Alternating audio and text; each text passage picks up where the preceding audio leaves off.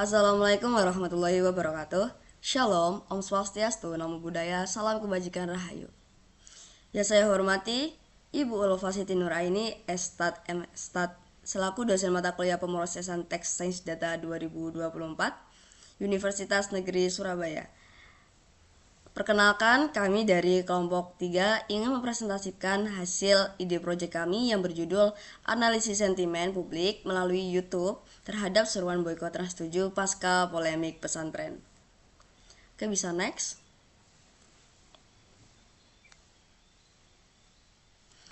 Yang pertama, saya izin memperkenalkan diri. Yang pertama ada Ari Bidi Setioningrum dengan NIM 240315541886.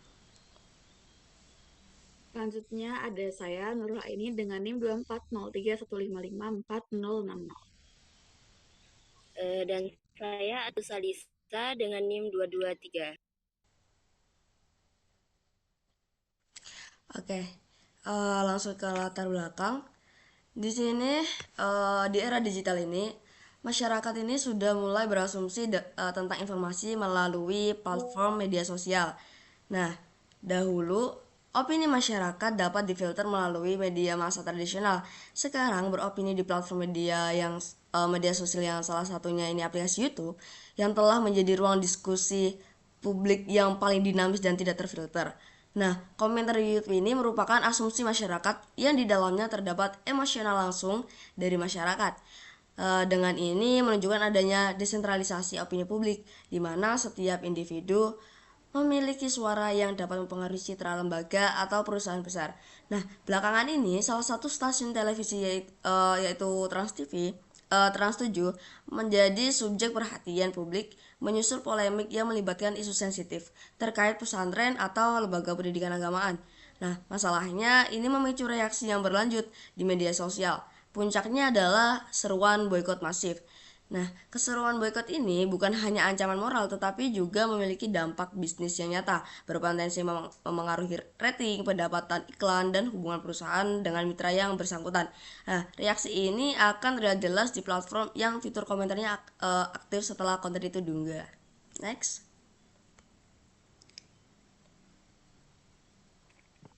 Nah, berdasarkan latar belakang tersebut, penelitian ini mempunyai tujuan untuk melakukan analisis sentimen publik secara komprehensif terhadap komentar di aplikasi YouTube untuk mengukur, mengklasifikasi, dan mengidentifikasi pola sentimen yang terbentuk pasca polemik pesantren, sehingga dapat memberikan wawasan terukur mengenai penerimaan atau penolakan publik terhadap seruan boikot Trans 7.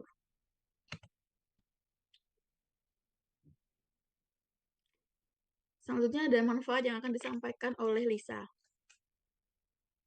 Penelitian ini memiliki manfaat yaitu melakukan pengukuran opini publik yang terhadap polemik pesantren dan seruan boikot Trans 7 di ranah digital.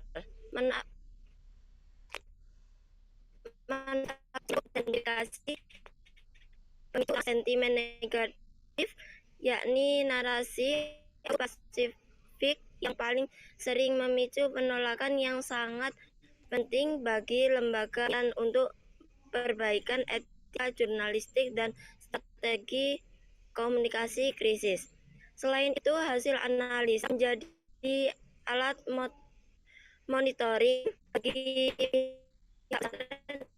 kami seperti yang beredar seperti data pendukung bagi dalam menilai tingkat kegaduhan.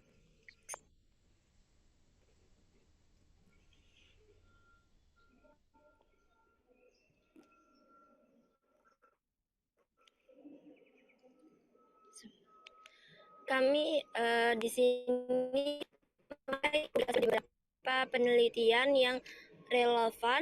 Pertama ada jurnal yang ditulis Hamayanti et al. Pada tahun 2023 dengan penerapan dogma TF-IDF dan NEF bias. Jadi peneliti itu menganalisis ulasan aplikasi di Google Play. Pada jurnal ini menunjukkan bahwa kombinasi dapat mengelompokkan ulasan secara efektif. Jadi kategori positif negatif dengan tingkat akurasi yang cukup tinggi. Yang ketiga, jurnal dari Saputra et al. Pada tahun 2019 dengan judul Implementasi Sentiment Analysis Comment Channel Video Pelayanan Pemerintah di YouTube Algoritma Naive Bayes. Di sini tertera bahwa data yang diperoleh di kolom komentar YouTube proses teks pembobotan kata menggunakan PDF, kemudian diklasifikasi kategori positif, negatif, dan netral. Ini juga menekankan pentingnya processing yang tepat pada jurnal yang ditulis Hansha et al. Pada tahun 2024 yang melakukan analisis sentimen terhadap komentar YouTube menggunakan metode Naive Bayes. Dalam penelitian ini, peneliti menyoroti efektivitas algoritma dalam mengidentifikasi opini publik dan isu sosial, terutama lembaga keagamaan seperti hasil penelitian di sini memberikan hasil yang stabil dalam klasifikasi komentar positif dan negatif meskipun terdapat bahasa dan komentar berbeda. Yang terakhir ada penelitian dari Zafira et al. Pada tahun 2020 dalam jurnal DUST-SI Universitas Brawijaya yang serupa dengan menggunakan algoritma Naive Bayes untuk menganalisis komentar YouTube. Mereka menegaskan bahwa ini merupakan salah satu metode klasifikasi yang paling sederhana, namun efisien dan dalam penggunaan teks tema untuk data dengan selanjutnya Next.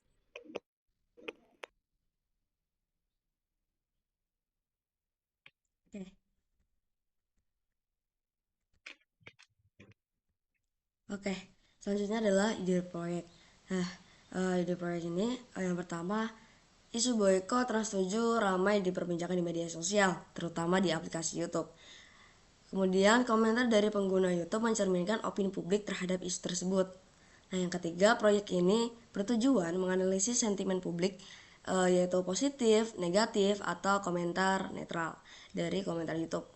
Yang keempat, data diperoleh menggunakan web scraping dari beberapa video yang membahas topik boykot Trans 7.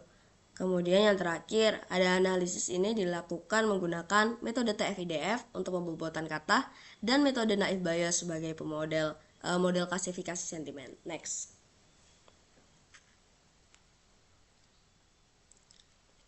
Selanjutnya adalah diagram alur. Nah, dari ide proyek kami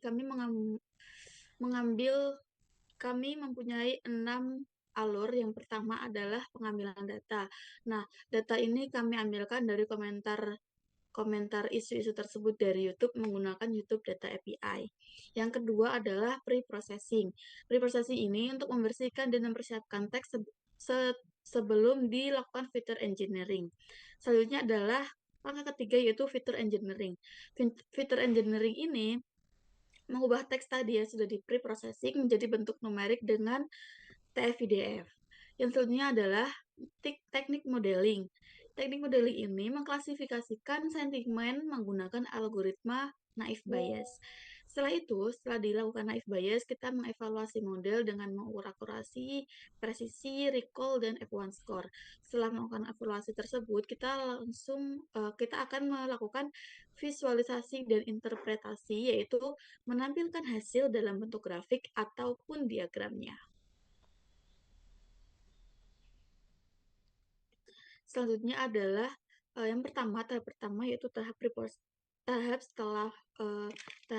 penting yang kita lakukan adalah pre-processing.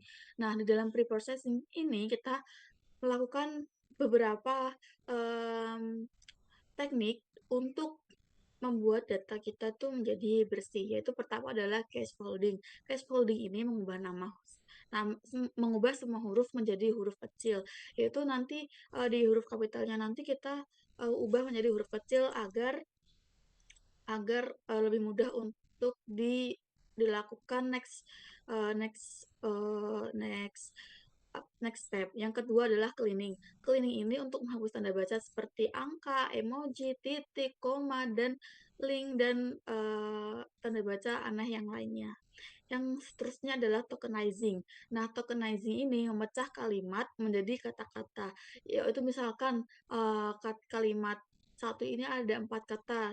Nah, jadi nanti di kalimat tersebut itu nanti dipecah menjadi satu kata, satu kata, satu kata, dan satu kata. Berarti ada 4 kata berbeda.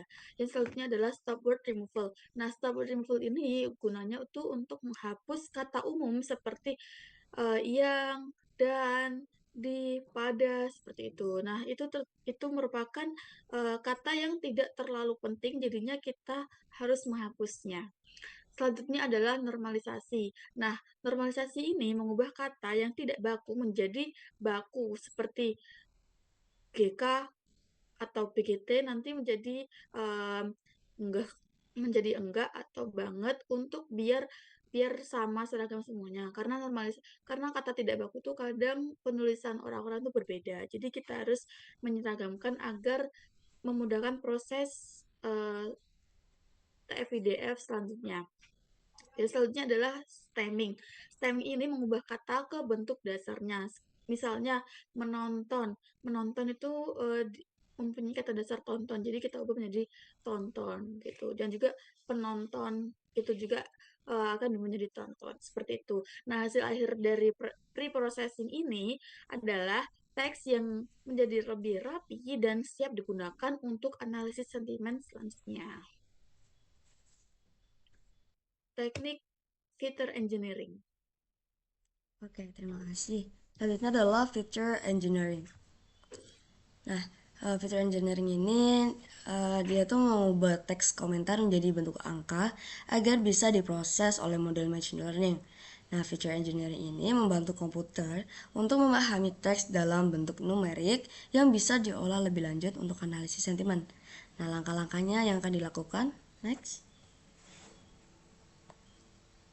Yang pertama ada representasi teks dengan metode TF-IDF. Di sini menghitung seberapa penting sebuah kata dalam kumpulan komentar. Kemudian kata yang sering muncul di semua komentar akan memiliki bobot yang kecil. Kemudian yang terakhir ada sedangkan kata yang jarang penting. Jadi yang pertama tadi penting akan sedikit kecil, dan yang jarang penting, yang jarang tapi penting akan memiliki bobot yang tinggi. Kemudian yang kedua ada matriks TF-IDF. Hasilnya berupa tabel besar matriks berisi bobot setiap kata untuk setiap komentar. Yang ketiga ada data siap untuk model naive Bayes, yaitu setelah diubah menjadi angka, data siap untuk diklasifikasikan sebagai menjadi sentimen positif, negatif, dan netral. Next. Ini ada model naive Bayes. Model naive Bayes ini mengklasifikasikan komentar menjadi sentimen positif, negatif, dan berdasarkan hasil pembobotan dari TF-IDF. Pertama itu ada input data ya. Jadi data hasil engineering berupa angka dimasukkan ke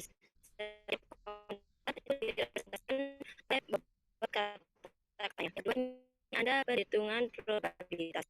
Jadi ini menghitung peluang suatu komentar terlepas kita mencari besar komentar tersebut ke sentimen positif, negatif, dan netral. Yang ketiga, prediksi sentimen. Mengklasifikasikan kalangan probabilitas tinggi. Contoh, komentar terlihat fantasi dan itu negatif, dan komentar acaranya bagus dan mendidik itu termasuk dalam golongan komentar positif. Jadi yang keempat ini ada evaluasi model. Jadi evaluasi model ini mengukur seberapa akurat prediksi model dengan data uji. Yang kedua ini menggunakan matrik seperti akurasi, presisi, recall, dan F1 score.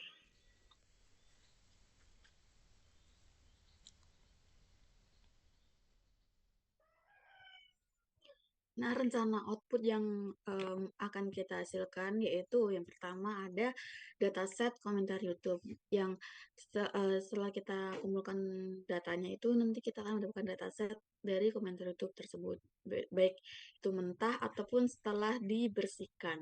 Yang kedua adalah visualisasi data. Nah, nanti di dalam prosesnya nanti akan visualisasi data bisa seperti diagram sentimen dan stop word dan word cloud.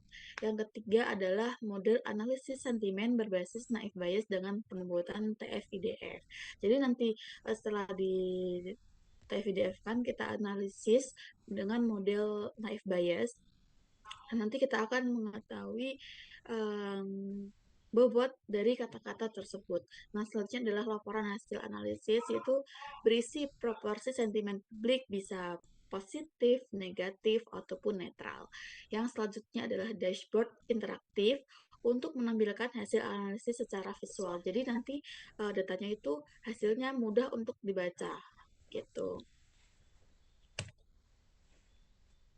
Oke, jadi udah di ujung presentasi. Di sini saya mengucapkan minta maaf apabila ada kesalahan kata atau perbuatan. Sekian dari kami. Wassalamualaikum warahmatullahi wabarakatuh.